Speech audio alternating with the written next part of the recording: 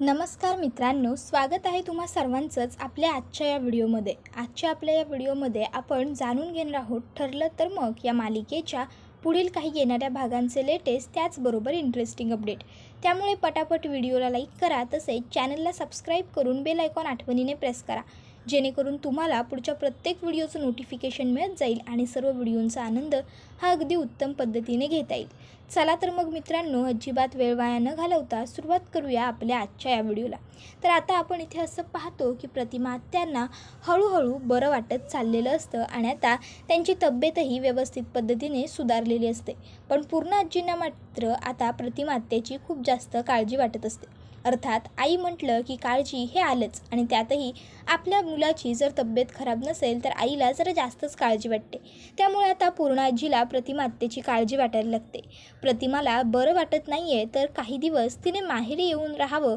इथे येऊन राहिली तर जरा तिच्या मनाला विरंगुळा वाटेल, काहीतरी वेगळेपणा, काहीतरी बदल होईल आणि मग तिला छान वाटेल. त्यात माहेरची माणसं, माहेरची ऊब ही जरा वेगळीच असते असा विचार पूर्ण आजी करत असतात.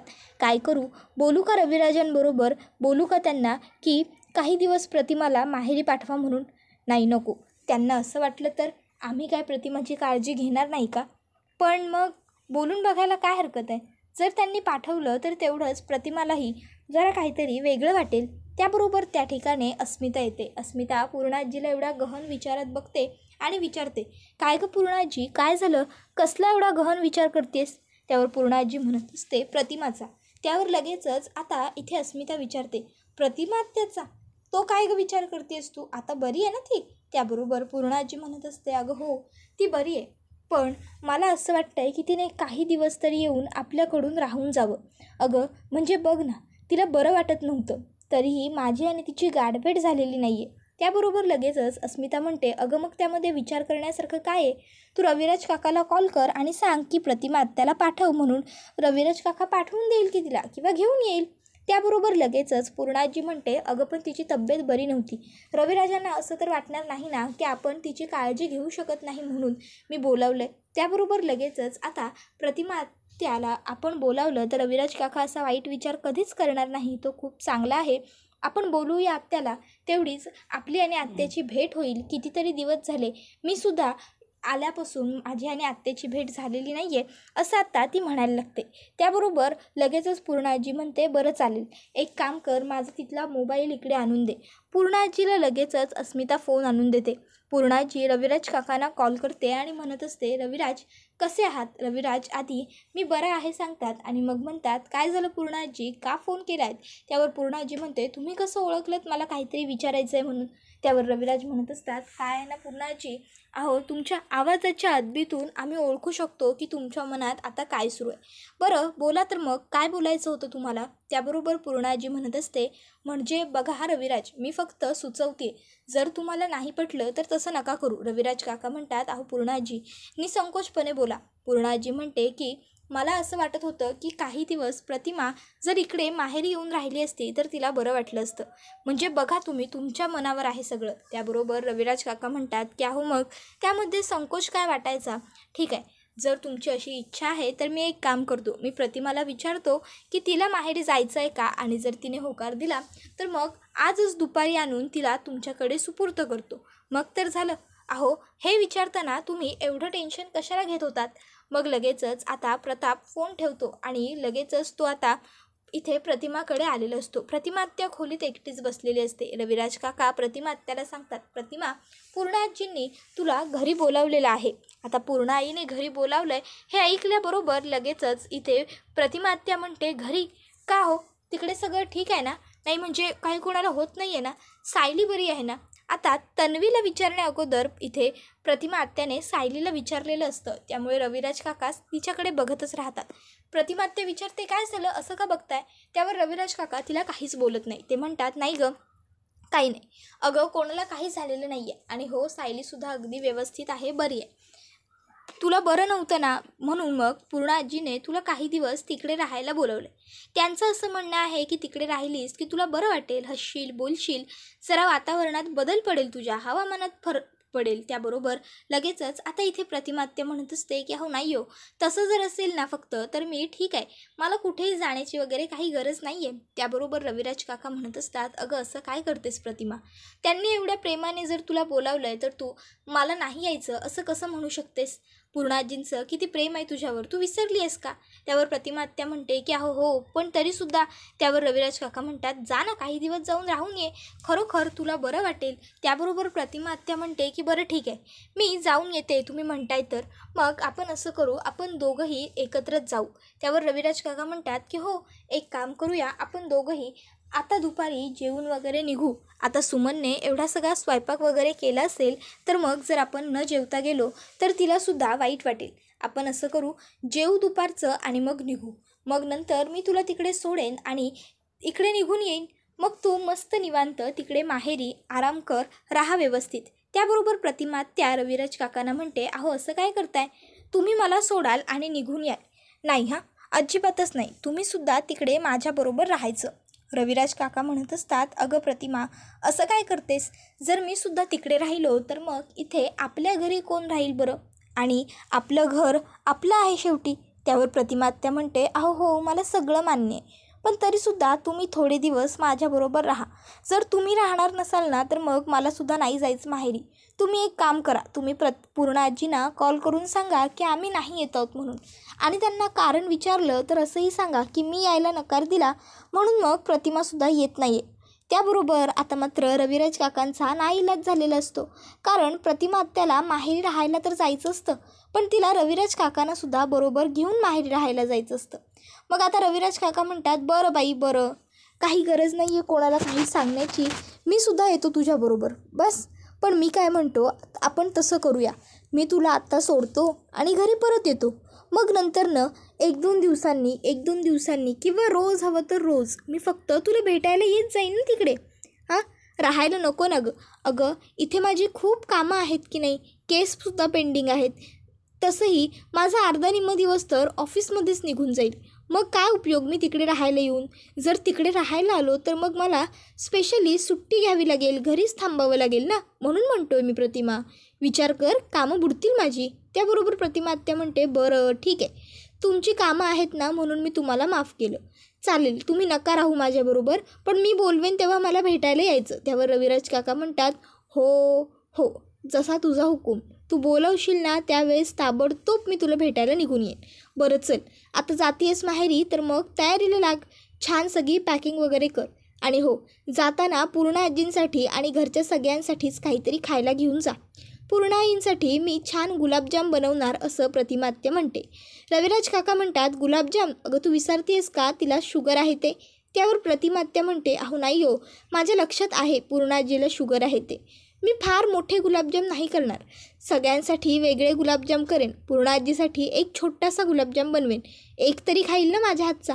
त्याबरोबर रविराज काका म्हणतात प्रतिमा तू पण ना, खरंच बरं कर कर, तुला जे हवं आहे ते तू कर, फक्त पटपट कर, आपल्याला दुपारी निघायचं आहे जेवून. त्यावर लगेचच प्रतिमा आत्या म्हणते की तुम्ही काळजीच करू नका, मी आत्ता लगेचच कामाला लागते. आणि मग ती पहिले किचनमध्ये जाऊन आता छान असे गुलाबजाम बनवते. त्यानंतर आता रविराज काका हे प्रतिमा आत्याला पॅकिंग करायला मदत करत असतात. दोघंजणं मिळून पॅकिंग करत असतात. बायका म्हटल्या की पॅकिंग काही यांची फटाफट आवरत नाही. उगाचच्या उगाच बायका रेंगाळत राहतात, टाईमपास करतात. हा कपडा घ्यायचा आहे की नाही, तो कपडा घ्यायचा आहे की नाही, ही साडी घेऊ की ती साडी घेऊ, हे सगळं बायकांचं चालतं. आता रविराज काका प्रतिमा आत्याला म्हणतात प्रतिमा अगं गेले अर्धा तासापासून आपण फक्त तुझी बॅगच भरतोय, पण तुझं काही ठरतच नाही आहे तुला काय घालायचं आहे आणि काय नाही ते. मी काय म्हणतो, मी ठरवू का पटापट. प्रतिमा आत्या म्हणते की हो चालेल ना, ठरवा. रविराज काका पटकन 3-4 साड्या घेतात आणि बॅगेत ठेवत म्हणतात की हे घे, ह्या साड्या तू घेऊन जा, या साड्या तिकडे नेस. त्यावर प्रतिमा आत्या म्हणते अहो असं काय, कुठल्याही साड्या कशा काय देता तुम्ही. त्यावर रविराज काका म्हणतात अगं कुठल्याही साड्या नाही दिलेल्या प्रतिमा, मी तुला चांगल्या मऊ कॉटनच्या सुती साड्या दिलेल्या आहेत, त्या साड्या नेसल्यावर तुलाही गरम वगैरे होणार नाही, छान वाटेल. प्रतिमा आत्या म्हणते बरं चालेल, तुम्ही म्हणताय तसं मी याच साड्या नेसत जाईन हां. आणि मग आता प्रतिमा आत्याने रविराज काकांनी दिलेल्या साड्या घ्यायच्या आपण असं ठरवलेलं असतं. मित्रांनो, आता खरोखर हे जे अगदी आहे ते सत्य आहे, म्हणजे अगदी युनिव्हर्सल ट्रूथ म्हणायला हरकत नाही. की पुरुषांना ना वेळ लागत आवरायला, ना वेळ लागत पॅकिंग करायला, ना वेळ लागत कुठे बाहेर जाताना निघायला. पण बायकांना मात्र बापरे, त्यांना पॅकिंग करायलाही वेळ लागतो, शॉपिंग करायलाही वेळ लागतो आणि आवरायला तर विचारूच नका. तर आता इथे प्रतिमा आत्याची वाट पूर्णाजी बघत बसलेली असते. ती विचारच करत असते की कधी येईल एकदाची माझी प्रतिमा, आणि कधी एकदा माझी प्रतिमा आली की मी तिला डोळे भरून बघेन, मी तिला जवळ घेईन, तिची दृष्ट काढेन, त्याचबरोबर मी तिच्या आवडीचे पदार्थ तिच्यासाठी बनवायला सांगेन. कधी येईल माझी लेक आणि कधी एकदा आमची नजर भेट होईल. तर इकडे आता रविराज काका म्हणत असतात की चल प्रतिमा, आपल्याला निघायचं, आता उशीर होतोय. मग आता रविराज काका आणि प्रतिमा आत्या दोघंही जण घरातून सुभेदारांच्या घरी यायला निघालेले असतात. आता बघता बघता गाडी सुभेदारांच्या घराच्या दिशेने जवळजवळ येत चाललेली असते. बघता बघता गाडी थांबते. रविराज काका प्रतिमा आत्या खाली उतरतात आणि घरात येतात.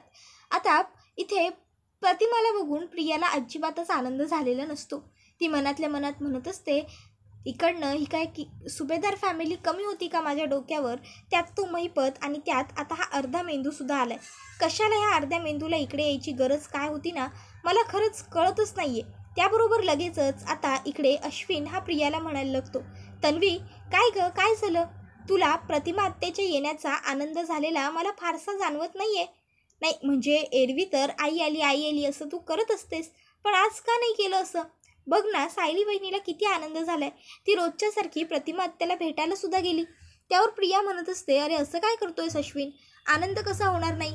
माझी आई आली आहे, आनंद तर मला खूप झाला आहे. पण काय आहे ना, सध्या तिची तब्येत बरी नाही आहे, त्यामुळे तिला भेटायला जायचं म्हटलं की माझ्या डोळ्यात चटचकन अश्रूच येतात. मग स्वतःच्या मनाला मुरड घालत, स्वतःचं मन सावरत तिला भेटायला जायचं म्हटलं की जरा वेळ हा होईल असणार आहे. मग आता लगेचच अश्विन म्हणतो की हो, तुझं बरोबर आहे. मग प्रिया आता लगेचच भेटायला जाते, प्रतिमा आत्याला भेटते वगैरे आणि गुपचूप तिकडनं निघते. दिवसभर अगदी छान गप्पा टप्पा मारून निघून जातो. आता वेळ आलेली असते ती म्हणजे रात्रीची.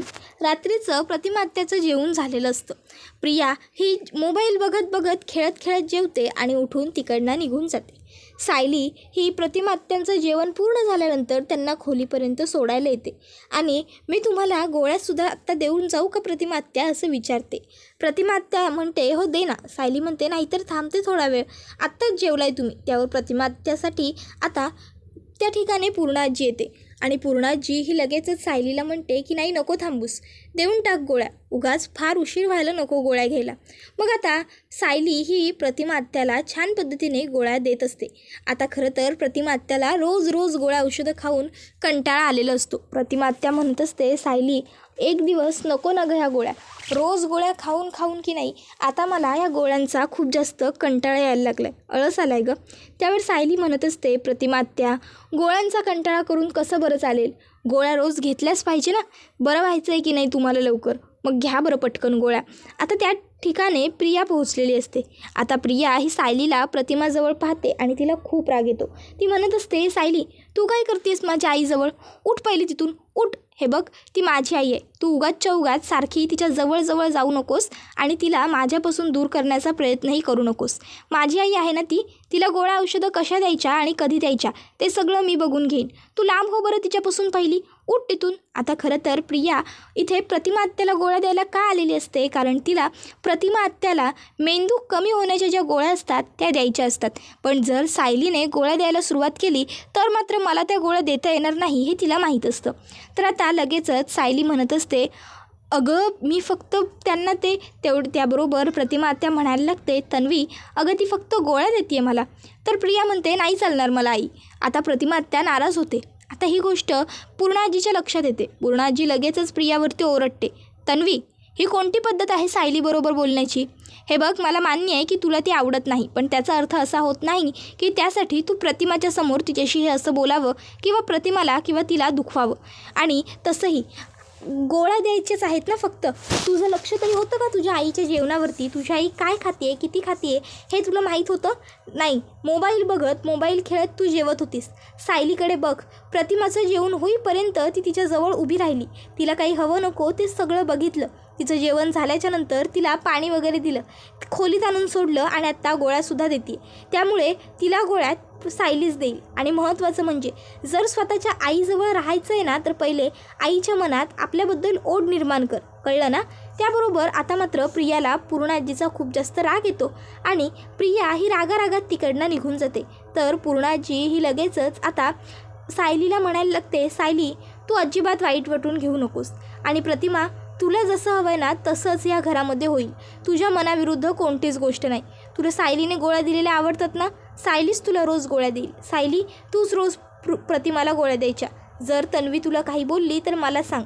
त्यानंतर आता इथे प्रिया ही रागारागात खोलीच्या बाहेर येते, स्वतःच्या रूममध्ये जाते आणि ते जे मेंदू कमी करण्याची गोळी तिने हातात घेतलेली असते ती डस्टबिनमध्ये टाकते आणि आता म्हणायला लागते, ही काय समजते स्वतःला ठेरडी ना, मला कळत नाही. ह्या म्हातारडीला नाही जर हिच्या कर्माचं फळ दिलं ना तर नाव नाही सांगणार प्रिया. बघतेच हिच्याकडे नंतर. इतक्यात तिच्या फोनवर महिपतचा फोन येतो. आता फोनवर बोलण्यासाठी म्हणून प्रिया ही तिकडनं खोलीच्या बाहेर निघून गेलेली असते, कारण अश्विन बाथरूममध्ये असतो. आता बाथरूममधून अश्विन बाहेर येतो आणि आता त्याला त्याचं एक परफ्यूम सापडत नसतं. अश्विन विचार करतो, अरे माझं परफ्यूम गेलं कुठे, इथेच तर ठेवलं होतं मी. तो सगळ्या खोलीत परफ्यूम शोधतो पण त्याला काही बाटली सापडत नाही. मग आता तो प्रियाच्या कपाटात ठेवलं असेल असा विचार करतो आणि तिचं कपाट उघडतो. कपाटात त्याला वरती कुठे परफ्यूम दिसत नाही. मग तो आता प्रियाच्या कपाटाचं ड्रॉवर उघडतो. ड्रॉवरमध्ये त्याला परफ्यूमची बॉटल सापडते. तो विचार करतो, कदाचित चुकून मीच इथे ठेवली असेल. आणि आता ती बॉटल काढताना त्याला तिथे खाली एक गोळ्यांचं पॉकेट देखील सापडतं. अश्विन ते गोळ्यांचं पॉकेट घेऊन उघडून बघतो तर ते मेंदू कमी होण्याच्या गोळ्या असतात. आता ह्या बघून अश्विनला खूपच मोठा आश्चर्याचा धक्का बसतो. अश्विनला प्रश्न पडतो की तन्वी ह्या गोळ्या कोणाला देत असेल. प्रिया रूममध्ये आल्याबरोबर अश्विन हा प्रश्न प्रियाला विचारतो, तन्वी तुझ्या कपाटात ह्या गोळ्या काय करतायत, ह्या गोळ्या तू कोणाला देतेस का?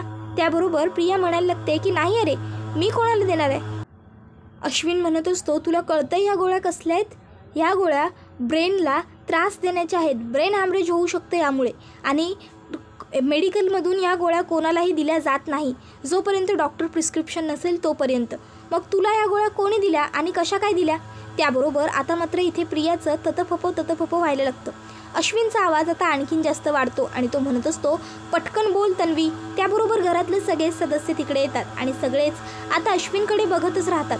तर कल्पना ही अश्विनला विचारते की अश्विन, अरे का रे, काय एवढा आरडाओरडा करतोयस तू आणि तन्वीला का ओरडतोयस? मग आता अश्विन हा सगळ्यांच्या समोर सांगतो, मम्मा मला बघ तन्वीच्या कपाटामध्ये कसल्या गोळ्या सापडल्यात. त्यावर प्रताप त्या गोळ्या हातामध्ये घेतो आणि त्या गोळ्या वाचून त्यालासुद्धा कळतं की ह्या गोळ्या कसल्या आहेत. शेवटी तो एक फार्मासिस्ट असतो. अश्विन म्हणतो, बघितलं डॅड, म्हणून ओरडतोय मी. हिच्याकडे या गोळ्या काय करतायत? आता मात्र प्रियाच्या खोटारडेपणा सगळ्यांच्या समोर आलेला असतो. सगळ्यांना कळालेलं असतं की प्रिया ही मेंदू कमी होण्याच्या गोळ्या प्रतिमा आत्याला देत आहे. त्याबरोबर हा व्हिडिओ इथेच संपतो. व्हिडिओ आवडला की व्हिडिओला लाईक करत चला, चॅनलला सबस्क्राईब करून बेल आयकॉन प्रेस करा, जेणेकरून तुम्हाला पुढच्या प्रत्येक व्हिडिओचं नोटिफिकेशन मिळत जाईल. सर्व व्हिडिओंचा आनंद हा अगदी उत्तम पद्धतीने घेता येईल. आपला हा व्हिडिओ तुमच्या जास्तीत जास्त कुटुंबियांबरोबर तसेच मित्रपरिवारांबरोबर सुद्धा नक्की शेअर करा, जेणेकरून त्यांनासुद्धा आपल्या अशाच उत्तम व्हिडिओंचा आनंद घेता आला पाहिजे.